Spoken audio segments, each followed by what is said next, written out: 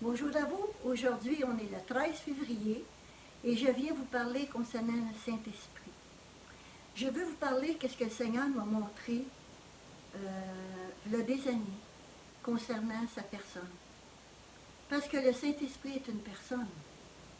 Dans Genèse 1,26, ça dit « Faisons l'homme à notre image, selon notre ressemblance. » Dans 1 Pierre 1,16, ça dit « Soyez saints, car je suis saint, dit l'Éternel. » Et dans Matthieu 5, 8 dit « Heureux ceux qui ont le cœur pur, car ils verront Dieu. »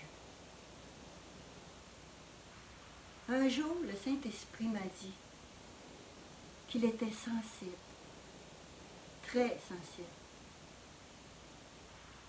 que l'on ne peut imaginer quelle est sa sensibilité,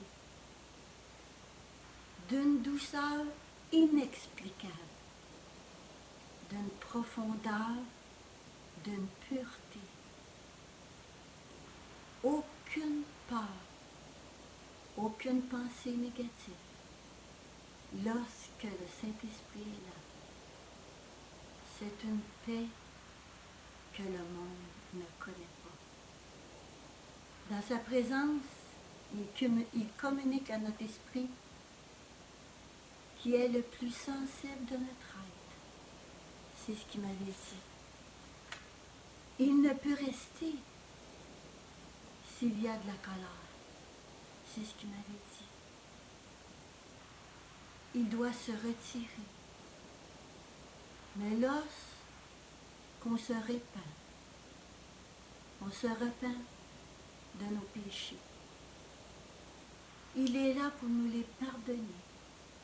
1 Jean 1,9 dit « Si nous confessons nos péchés, il est fidèle et juste pour nous pardonner et pour nous purifier de toute iniquité. » Si nous disons que nous n'avons pas de péché, nous nous faisons menteur nous-mêmes et sa parole n'est point en nous. Et lorsque j'ai préparé ce que j'étais pour apporter ce soir, cet après-midi m'est arrivé un événement que j'ai dû aller me repentir avec le Seigneur parce que j'étais déçue de la façon que j'avais réagi à une situation. Puis, Seigneur, j'étais dans un magasin puis il y avait beaucoup de monde. Seigneur, j'avais pas la patience, Seigneur. J'avais chaud, j'étais habillée avec un gros chapeau en poil, un gros manteau d'hiver, la cremone.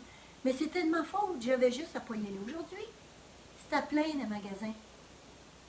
Puis il fallait que j'aille là pour une raison spécifique, pour des vêtements pour mon mari, parce que c'était à 80%, 50%. Mais j'ai fait une grosse erreur. Je ne m'ai pas fâchée après personne, mais j'étais impatiente. J'ai laissé le linge là, j'ai sorti de la ligne d'attente, puis j'ai dit, moi, j'attends pas après ça, je m'en vais. Mais comme j'ai dit à mon mari, j'ai pas été un exemple. Celui qui était en arrière de moi, là. Quand il m'a entendu dire, moi, j'attends plus, parce qu'il n'y avait pas assez de caisse d'ouvert pour tout le monde qui était là, c'était mal organisé. Mais au lieu d'être patiente, j'ai dit, je m'en vais. C'est là qu'on dit que le Seigneur est bon, puis si on confesse nos péchés, Dieu nous pardonne. Puis là, c'est ce que j'ai fait. Je suis partie, puis j'ai été dans ma chambre, puis j'ai été parler avec le Seigneur. C'est par l'Esprit qui nous révèle sa parole. C'est par son Esprit qui nous fait reconnaître la vérité. Il nous enseigne dans toute la vérité, dans Jean 14, qui dit « Un jour, j'ai dit, je ne veux plus attrister le Saint-Esprit. » Ça, c'est moi qui avais dit ça. Il ne devrait avoir aucune interférence qui doit venir déranger sa présence dans notre être. Le corps, âme et esprit et la sensibilité de notre être. Puis quand le Saint-Esprit m'a révélé ça, qu'il était si sensible, j'ai dit au Seigneur, c'est pour ça que nous, comme enfants de Dieu, on doit réagir à être vrai avec lui. Puis on doit être vrai avec notre prochain. C'est pour ça que je vous dis que quand je suis une femme normale, un être normal, mais le Seigneur, ce qu'il veut, c'est qu'on soit obéissant à lui, avec son esprit qui est à l'intérieur de nous. L'esprit, dans la présence de l'Esprit de Dieu, se transforme, notre esprit. Notre âme, elle ressent sa douceur. Notre corps ressent la paix. Les trois font un. Esprit, âme et corps dans sa présence. Dans la présence de l'Esprit de Dieu, il nous transforme à son image. Mais quand tu pries, le Seigneur dit dans sa parole, rentre dans ta chambre, ferme la porte et prie le Père, qui est là dans les lieux célestes. Et dans le secret, et ton Père qui voit dans le secret te le rendra dans Matthieu 6, 21. Mais quand tu pries, entre dans ta chambre, ferme la porte et prie ton Père qui est dans les lieux secrets. Et ton Père qui voit dans le secret te le rendra. Dieu est fidèle lorsqu'on lui demande. Puis dans Matthieu 6, 21 dit, car là où est ton trésor, là aussi sera ton cœur. Le Seigneur dit, ne cherche pas les trésors, là où il y a la teigne et que les voleurs peuvent venir sur cette terre. Mais cherche les trésors qui est en haut. Cherchez l'Éternel de tout notre cœur. Dans sa présence, je reste en silence. Et j'attends. J'attends qu'il m'enseigne. Je ne veux rien, ni parole, ni musique, rien qui soit de l'homme. J'attends l'Éternel en silence pour entendre sa présence. En silence, il y a des soupers inexplicables. La délivrance pour venir dans sa présence dans Romains 8, 26. Ces soupers que vous allez expérimenter, c'est des soupers que Dieu fait pour nous délivrer de tout obstacle pour qu'il puisse venir en nous dans sa présence. Au début, lorsqu'Adam était dans la présence de Dieu dans le ciel, c'était l'esprit, âme et corps. Pourquoi esprit, âme et corps? C'est que l'esprit communiquait avec l'esprit de Dieu. Son âme se rassasiait des fruits, des légumes que Dieu avait donnés dans le jardin d'Éden. Et son corps, il n'était pas important, il ne savait même pas qu'il était né. Mais par la suite, lorsqu'il y a eu de la rébellion et que Satan a été jeté sur la terre, avec le tiers des anges qui a dû s'en aller avec Satan, c'était des rebelles, le péché est venu. Et là, au moment où le péché est venu, c'est là qu'Adam s'est vêtu après d'avoir goûté aux fruits défendus, il a eu la connaissance du bien et du mal. Et c'est là qu'il a dû se vêtir de feuilles et de peaux d'animaux. Puis là, il a vu qu'il ne fallait pas qu'il soit nu. Pourquoi il ne fallait pas qu'il soit nu? Au départ, il n'y avait pas de péché. Alors, le corps était important au début, là. Après le péché, c'est le corps qui est important. Si on regarde au début, lorsqu'il était dans la sainteté de Dieu, c'était l'esprit, âme et corps. Avec le péché, c'était le corps qui était important. Il y avait l'âme et l'esprit est à la fin. Dans ce monde aujourd'hui, quand on dit l'esprit du monde, c'est exactement de la façon qu'on vit lorsqu'on n'a pas Jésus dans notre cœur. Là est la raison pour laquelle on doit donner cette vie à Jésus pour être avec Dieu dans le ciel un jour. Parce qu'avec Dieu, son esprit communique à notre esprit qu'on est enfant de Dieu. Notre âme, elle est là, elle déguste la vie d'aujourd'hui, elle va manger, elle voit les choses de Dieu, mais l'esprit comprend les choses de Dieu. On vit sur la terre. Et le corps, il est à la fin. Vous voyez là, remarquons ça, on doit remarquer ça là. Au début, dans le ciel, c'était l'esprit, âme et corps. Et sur la terre aujourd'hui, lorsqu'on n'est pas régénéré par Dieu, c'est le corps, âme et esprit.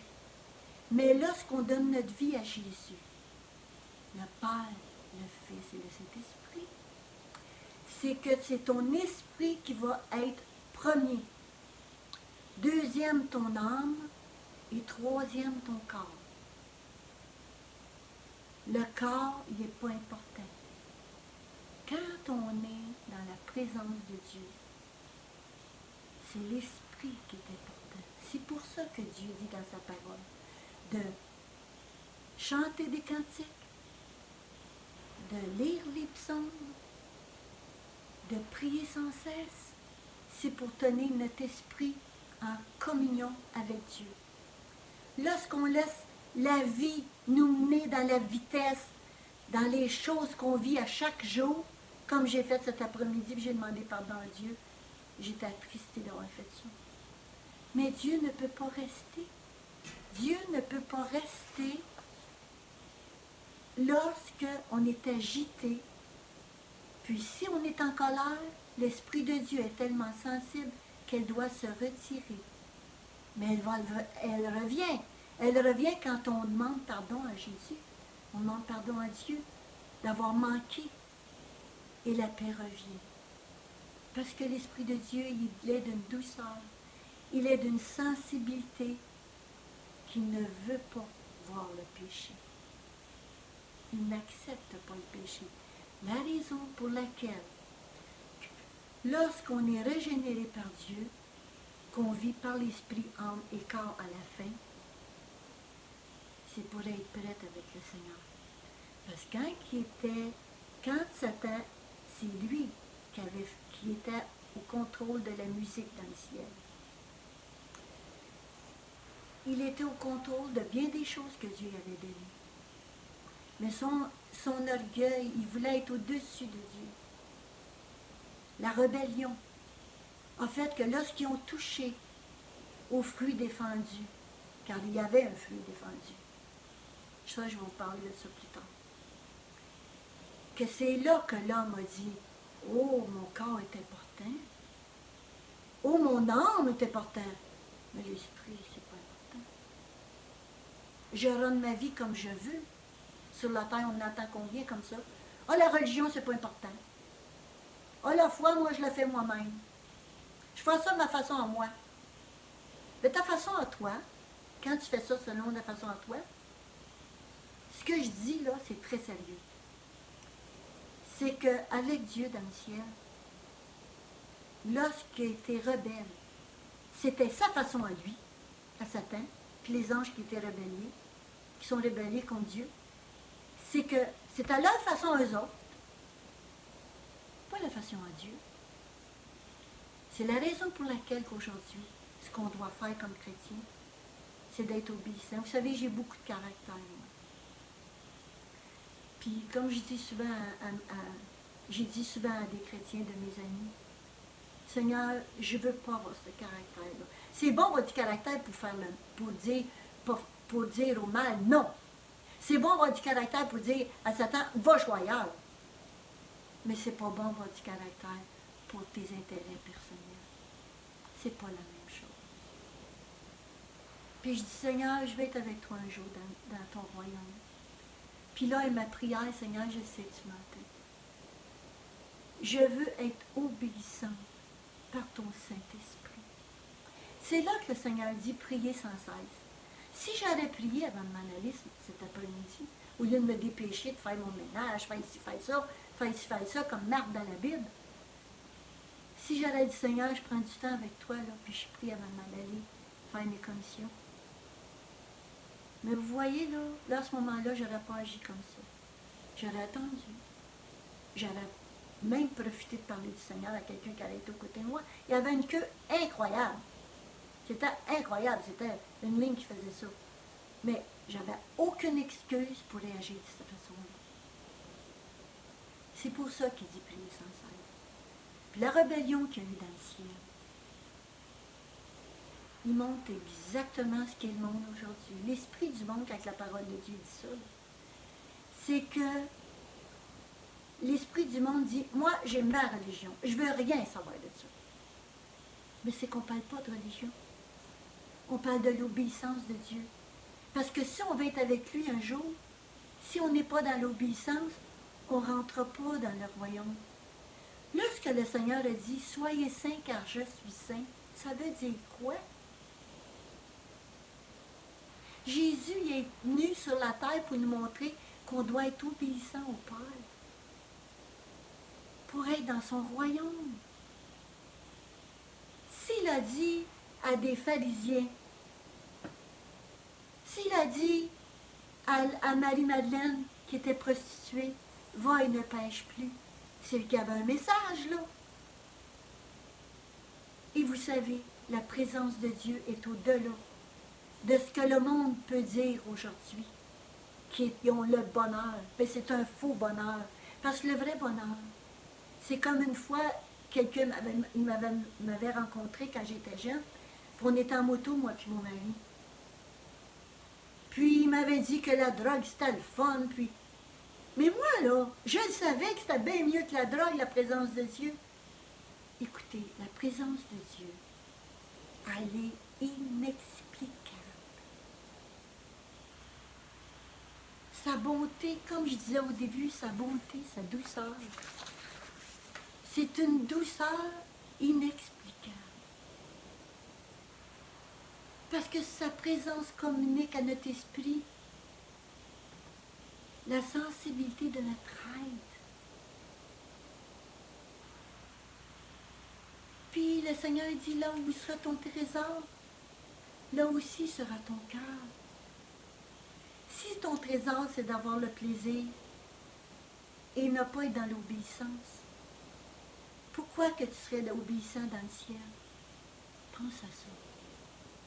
Si ton plaisir sur la terre, c'est de ne pas s'occuper des choses de Dieu, mais que le plaisir, pourquoi rendu de l'autre côté, ce serait que Dieu, si déjà dans ton cœur, tu n'as pas été transformé à cause du péché de ce monde? On doit devenir une nouvelle créature. C'est écrit dans la parole. Le péché abonde, mais la grâce surabonde. Il n'y a aucun péché qui ne peut pas être pardonné, dit le Seigneur, sauf contre le Saint-Esprit. Mais moi, je vous dis que si aujourd'hui tu entends sa voix, n'endurcis pas ton cœur, mais demande à Dieu le Père, le Fils et le Saint-Esprit de venir en obéissance à lui. Que notre Père qui est aux cieux, que notre Père qui est aux cieux commence par cette prière. Que ton Père qui est dans les cieux voit ton cœur et ton obéissance et surtout ton humilité. Il ne faut pas avoir peur de dire qu'on a péché. Parce qu'il n'y a pas personne qui peut dire qu'il n'a pas péché, parce que là, parce qu'il a dit qu'il aura péché, le Seigneur le déclare menteur, celui qui pense qu'il n'a jamais péché. Soyons humbles et disons merci au Seigneur. Et être reconnaissant de ce qu'il a fait pour nous. Je vous dis merci d'avoir écouté. Et que Dieu puisse rentrer dans votre cœur. Et que vous puissiez comprendre pourquoi qu'on doit être esprit, âme et corps. Et non corps, âme et esprit. Que Dieu vous bénisse.